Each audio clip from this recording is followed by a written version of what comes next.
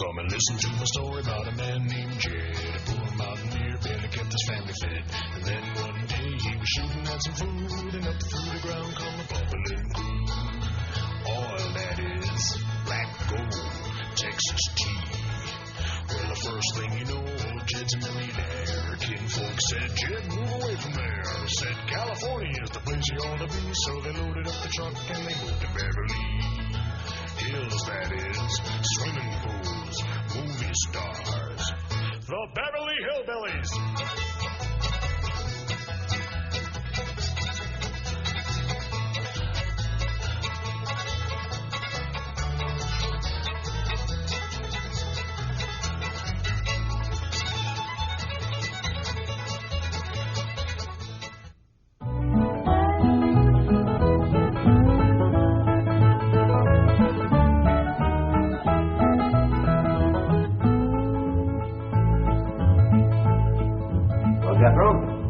What have you got to say about that? I didn't bust it, honest. He's telling the truth, Mr. Drysdale. It was hanging in pieces like that when we moved in. Yes, sir.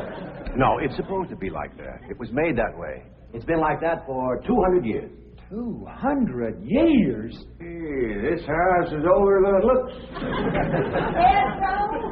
Oh, I plumb forgot. Granny wants to see you. Let's get out. Oh, right over, kid. Nice boy. His ma, my cousin Pearl, give me the notion to move out here. Well, I'm most grateful to her. Oh, but first, I wanted to explain about this priceless crystal chandelier.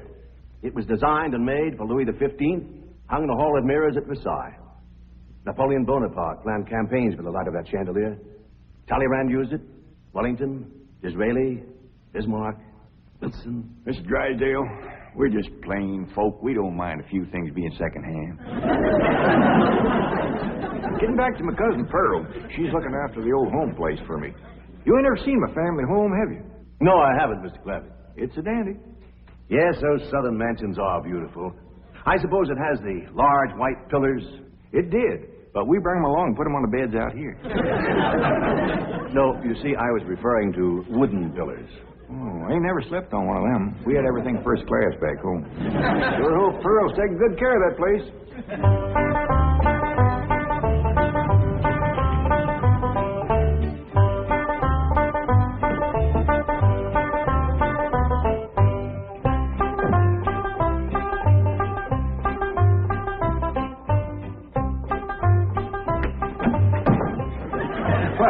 Hello there. Oh, why, you're Mr. Brewster from the oil company that paid Cousin Jed all that money for his swamp. $25 million to be exact. You ain't here to back out, are you? No, indeed. Your cousin's money is safe in the bank in California. I just thought you'd like to know that I heard from the bank, and your family arrived in Beverly Hills safe and sound. Oh, that is good news. My son Jethro drove him out, you know. Yes, I know he did. Oh, I have something here from the bank. I think you'll enjoy it. For me? They told me it's your house I'd find you here. Yeah, well, I promised Cousin Jed I'd keep an eye on the old home place for him. It's a long trip from my house, but I'm glad to do it for Jed. That's nice of you. Yeah, well, you know, can I help you look for that money? Oh, not the money. It's pictures of the estate that Mr. Drysdale, as president of the bank, purchased for him in Beverly Hills. Oh. Now, this is now the Jed Clampett estate. Land to mercy, look at that. Why, it's bigger than the state capitol. It's quite a change from this place, all right. What in the world is that? Oh, that's the swimming pool. Swimming pool? Yes, quite ornate. Oh, my son Jethro's going to like that.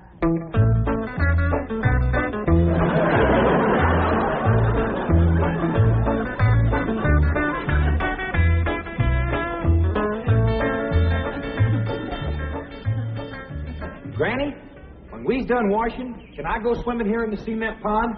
Of course not. I don't allow nobody to splash around in my wash water. Ain't there no place else you can wash? This cement pond's the only water we got. Place ain't got a well, it ain't got a creek. Ain't even got a rain barrel to catch what comes out of the sky. Oh, and that banker fella seen me unloading your wash tub and scrubbing board. He said, why, you can throw that away. We don't use them things here in Beverly Hills. Now, you listen here to me, boy. I don't care how other folks live in Beverly Hills. But us clampets is going to be clean. Yes, ma'am. May not have as nice as we had it back home in the cabin. Pump right in the house and everything. But we ain't going to lower our standards. No, ma'am. Here, wrench these things out for me. We got to get this tub back to the kitchen for Ellie's bath. Yep. Being clean is a strict rule with your Uncle Jed. Let me look you over. Many's the time we've been down to our last piece of fat. I'd say, shall I cook it to eat it, or shall I render it down for soap? He'd say no. Render it down for soap, Granny. The Lord will feed us poor folks, but we got to do our own washing. But Uncle Jed ain't poor now, Granny. He got $25 million. How long do you think that's going to last if we go throwing it away on store-bought soap? Waste not, want not. Now, here's a view of the entrance hall. My stars and garters. Why, the palest. Whoever would have thought that my cousin Jed would be living in an estate like this? Well, the credit is yours. You're the one who talked him into moving. Oh, well, I put the notion in his head. But it was really kind of Ellie Mae when. Yes, his daughter will have a wonderful life as a Beverly Hills debutante. Can't you just see that beautiful girl descending this magnificent stairway? I sure can.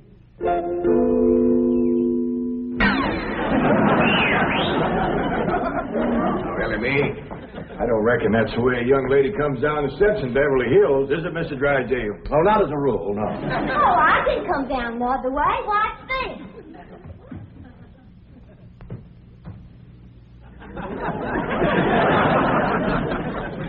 How's that? Well, that's not exactly what I had in mind. Well, show me. No, my secretary will show you. Oh, she's in town doing some shopping for you.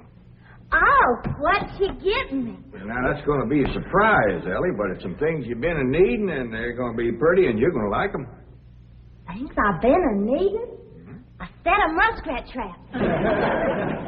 A three-blade frost sticker? Nope. A ready-made slingshot. Now, Ellie, you way off the track. Now, you wait till Miss Hathaway gets here, and you'll see. Yes. Well, I'll be pushing along to the bank.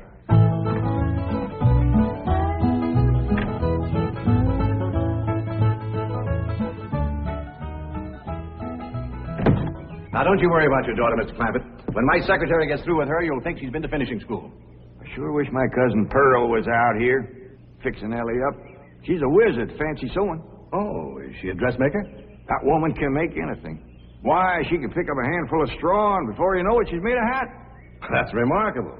So she's a milliner. Oh, she's a clampett. Married a Bodine. I don't recall knowing the milliners. Milliners are women who make hats. Now, that's Pearl, all right, but she's a clampett. You talk about making hats. Pearl made herself a hat one time that was shaped just like a bird's nest. And in there on the nest was this blue jay a-setting on her eggs. Well, sir, they come from everywhere to see that hat, to study it, to see how Pearl made it so as they could copy it. Boy, there was dozens of them from all around. Hat designers? No, blue jay. Never did catch on too good with people. For a while there, Pearl couldn't hardly go out of the house without a bunch of blue jays taken out after her. Sure wish she was out here. She'd have Ellie slick as a picture in a catalog. Yep. I ought to be out there in Beverly Hills helping Cousin Jed. Well, he certainly has plenty of room for you. This mansion of his has 32 rooms and 14 baths. 14 bathrooms? Yes. A sunken marble bathtub. Oh, I can just see Ellie Mae having herself a bubble bath in there.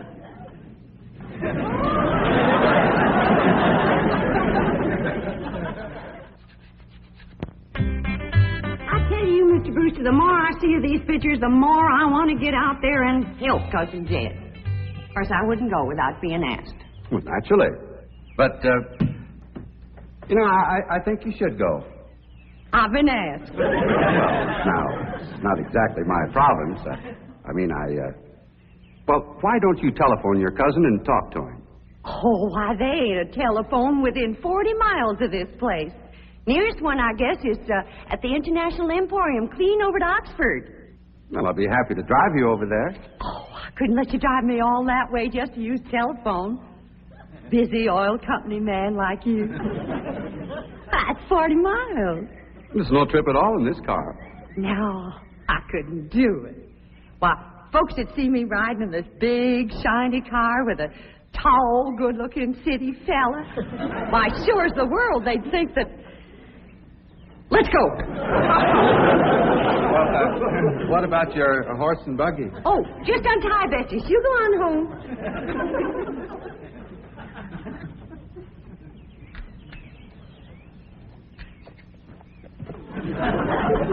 Well, Bessie's headed for home, all right. Mrs. Bodine, how long has your buggy been hitched there? About an hour. Why? Why, Blue Jay built her nest on the seat, and she was sitting on her eggs. Oh, shoot. I wanted to wear that.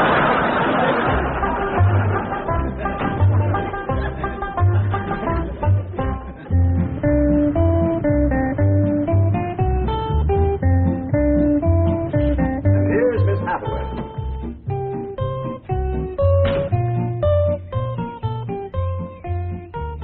Mon capitaine, je suis traiteur. Fine. Ready for Ellie Mae?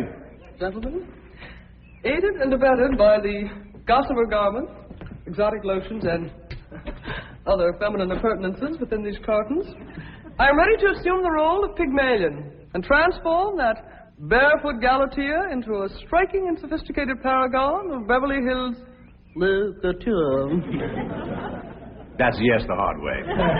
Well, duty calls. I leave you in capable hands. Goodbye, Miss Clampett. Thank you, sir. Chief, Well, that sure is neighborly of you, Miss Hathaway. You reckon you can handle Ellie Mae? Uncle Jed, Granny says... Oh, howdy, Miss Hathaway. oh, bonjour, Jethro. Here are them things in for Miss Hathaway, Jethro. I think she kind of likes you, boy. She does? Well, I can't take them into the house. That's what I come out here to tell you. Granny says that all the men folks got to stay out of the house while Ella Mae's taking her bath. Oh. But isn't Ellie Mae bathing in the privacy of her own bedroom suite? Hear what she called you? Sweet. What's the matter with him? Why doesn't he answer? Well, he's just a little shy, I reckon. Ask him again. Is Ellie Mae in her bedroom suite?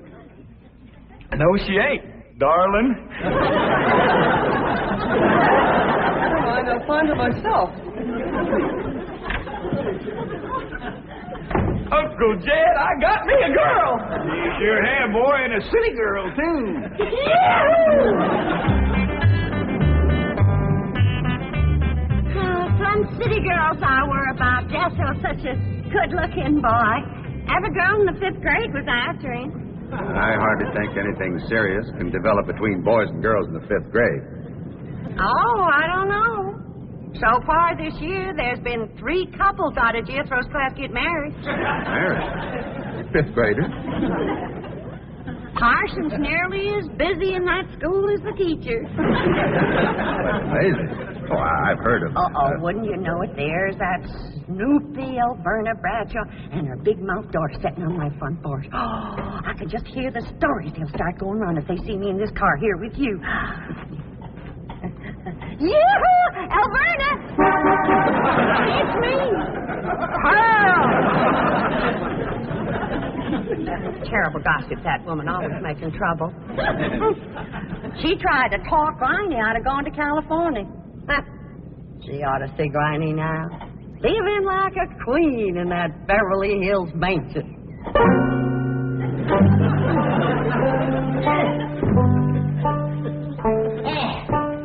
I should have listened to Elverner Bradshaw and stayed home. We had a pump right in the house.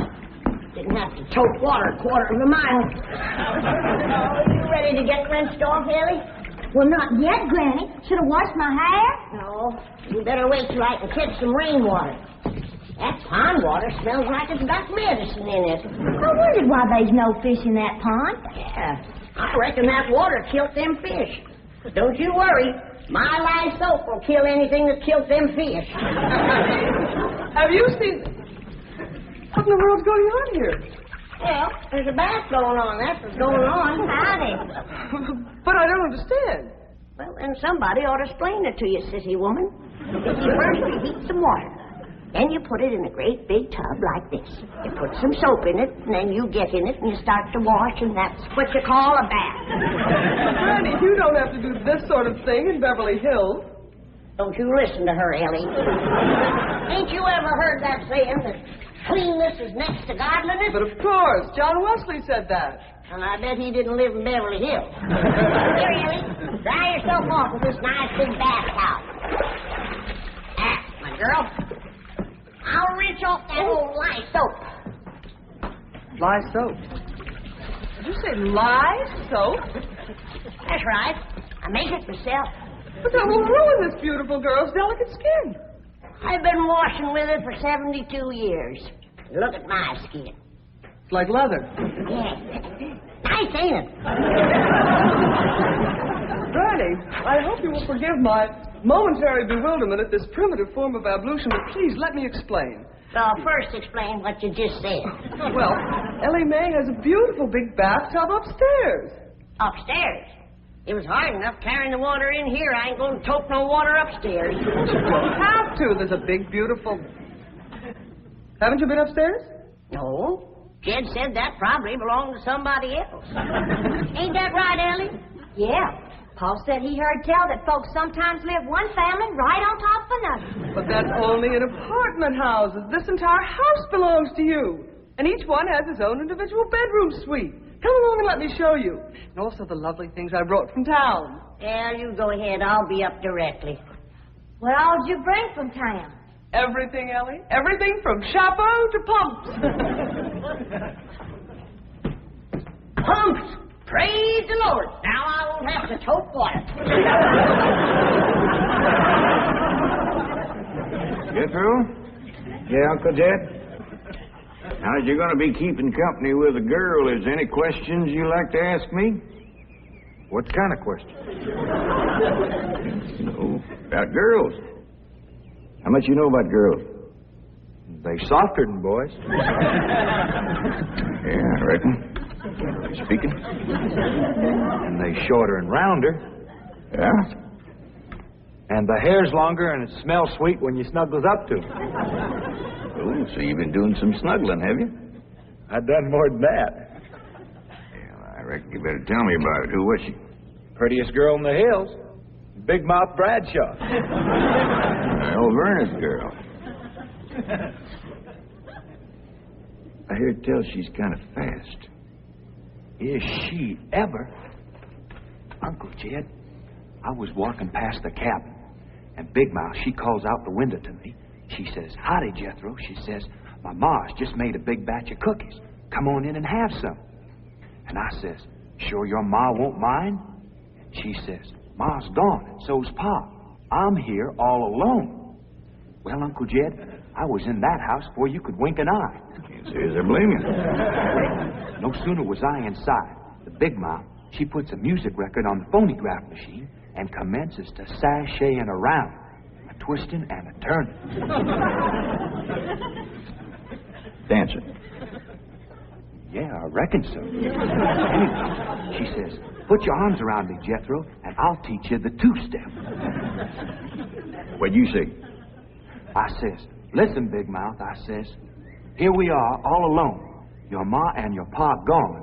And you think that I'm going to waste my time dancing? I say, it's not me, sister. Bring on them cookies."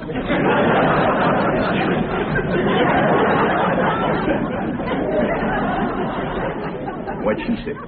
Well, Jed, you and Jethro can start digging the well.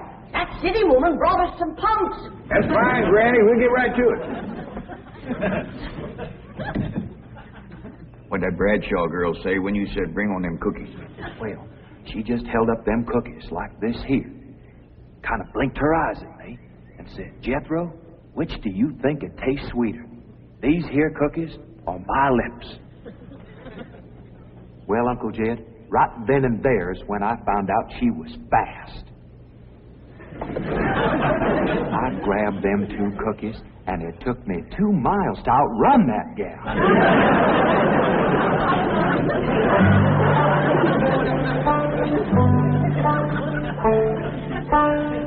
Jethro, on one of these days, you and me's got to have a long talk.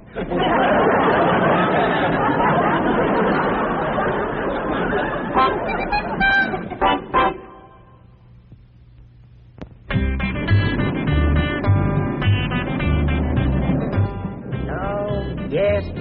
He's a lady killer, that bar mine. While Werner Bradshaw's daughter traced him all the way home one day. Sounds like Jethro has a lot of charm and sex appeal. Oh, he has. It's funny how a daughter can take after her father and a boy can favor his mother. Yes.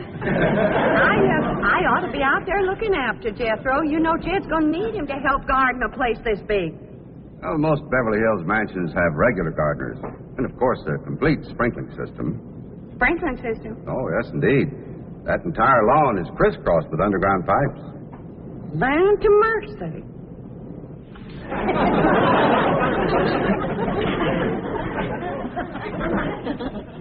By thunder, Jethro, there's water all over this property. Ain't too deep, neither. I know. Should I commence the digging?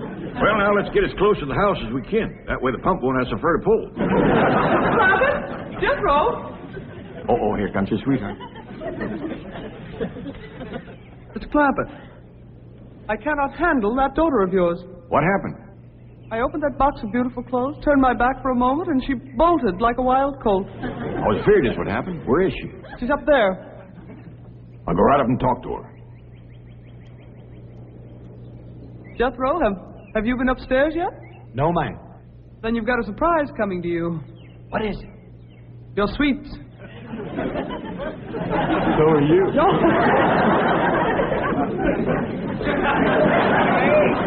Oh, howdy, Pop. Wait. I'm ashamed of you. Running off from Miss Hathaway. I didn't run away from Miss Hathaway. What'd you climb up here for? To cut a fork for that new store-bought slingshot she brought. Did she bring you a slingshot? The handsomest thing you ever did see. Just a minute, I'll hook it up and you can see for yourself.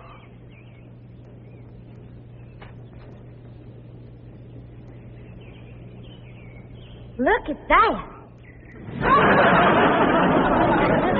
Doggone. A store-bought, lace-trimmed, double-barrel slingshot. Ain't it a doozy? I don't know how good I can aim it, but it'll sure throw a heap of rocks. Yeah. They really need me out there. Why, I could work wonders for Ellie Mae with my fancy sewing and beauty secrets and hairstyling and everything. Of course, I had to learn all those things, not having a husband to support me. Didn't you say it was 40 miles to the town of Oxford? That's right.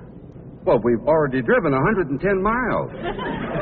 Land to mercy, I forgot to tell you the turn off. Well, long as we come this far, maybe we ought to go right on to California.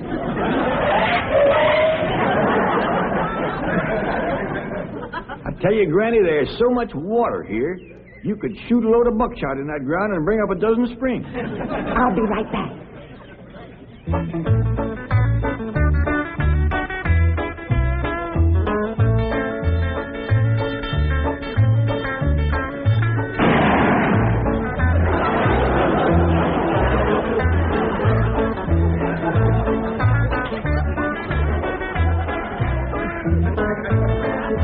I ain't never missed yet.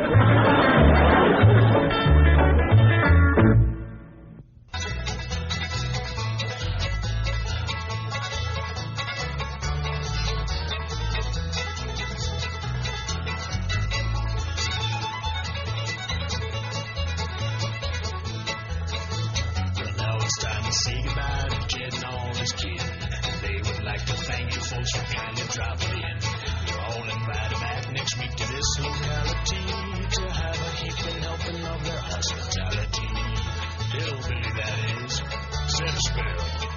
shoes off.